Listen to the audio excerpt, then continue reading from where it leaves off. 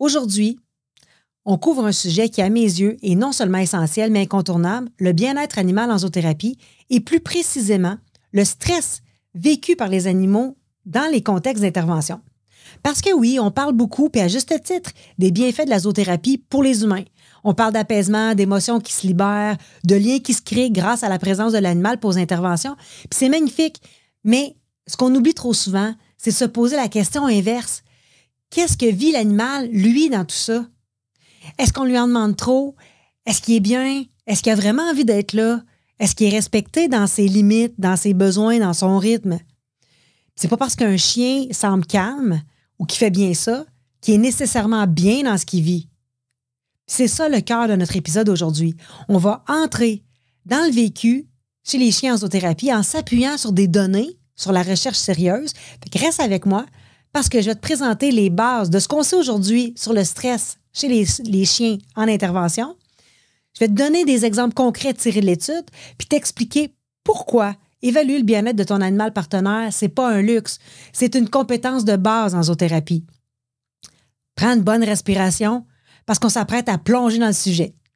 Sylvie Ferland, fondatrice et enseignante chez Zoothérapie Mauricie, je t'invite à t'abonner à la chaîne pour nous appuyer dans nos efforts à démystifier et faire connaître une zoothérapie éthique et respectueuse. Dans toute intervention, toute relation d'aide impliquant un animal, il y a un équilibre à trouver. Il y a un client, l'intervenant, l'animal, puis si un seul des trois va pas, ça va pas bien, l'intervention est déséquilibrée. C'est pas juste une question d'éthique, c'est une question de cohérence, de professionnalisme, puis même de sécurité. Puis c'est sûr que c'est contraire à l'éthique aussi de créer une intervention dans le but d'améliorer le bien-être d'un bénéficiaire par le biais d'un programme qui, lui, compromet le bien-être de l'animal. Mais l'intervention en elle-même, selon sa nature, peut engendrer un stress à l'animal. Le moment, la durée, la fréquence, l'intensité puis le type d'interaction client-animal, ça a un impact sur l'animal. Son bien-être doit être priorisé par l'intervenant. L'intervenant doit observer, veiller à lui offrir des pauses régulières. Le zoothérapeute, c'est celui qui dirige l'intervention. C'est sur lui que repose la responsabilité de respecter et de faire respecter les besoins de ses animaux partenaires d'intervention, puis de veiller à leur bien-être physique et mental. Ces derniers doivent jamais être considérés comme des outils, mais des êtres vivants et sensibles.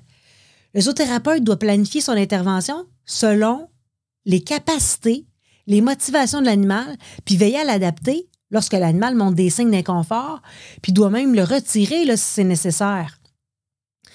Pour ça, on doit avoir une compréhension du comportement de l'animal basée sur les connaissances scientifiques, mises à jour, puis être habile à lire le langage corporel de l'animal. Le stress des chiens en zoothérapie, qu'est-ce que la science nous révèle? Bien, allons voir ce que la science a observé. Pas à partir d'intuition, évidemment, ni de supposition, mais à partir d'une étude rigoureuse qui a été menée sur le terrain, en milieu clinique, avec de vrais duos chiens-intervenants. L'étude que je te présente aujourd'hui a été réalisée en République tchèque avec 15 chiens de zoothérapie habitués aux interventions, puis accompagnés de leur humain partenaire. Ces duos travaillaient dans des milieux variés, hôpitaux, maisons de retraite, milieux spécialisés, bref, un éventail du quotidien réel de la zoothérapie. L'objectif de l'étude, mesurer le cortisol salivaire, qui est une hormone associée au stress, à 3 moments clés. Alors, on mesurait ça juste avant l'intervention, juste après, puis 30 minutes plus tard. On a comparé ces données à des journées normales, c'est-à-dire à des journées sans intervention. Là, c'est pas tout. Après chaque séance, l'intervenant remplissait aussi un éthogramme, c'est-à-dire un questionnaire comportemental recensant 25 comportements associés à une attitude amicale ou à une attitude de stress modéré ou à un stress élevé. Les résultats, étonnants, mais rassurants. D'abord, côté cortisol, il n'y a aucune hausse significative de ce niveau-là, du niveau du cortisol, qui est un indicateur de stress, après les interventions, même qu'au contraire, chez certains chiens, le taux de cortisol était diminué après la séance. En d'autres mots, ils sont parfois même plus détendus après qu'avant. Mais rien de significatif, même en comparant les journées de travail avec les journées de repos, il n'y avait pas de différence significative non plus.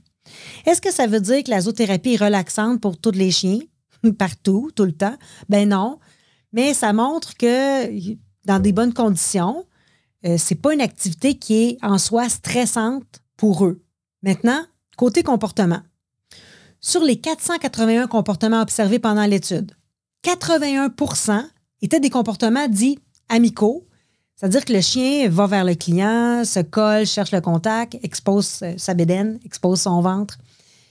16% montraient un stress modéré, c'est-à-dire regardait souvent l'humain, respirait vite, s'éloignait un peu.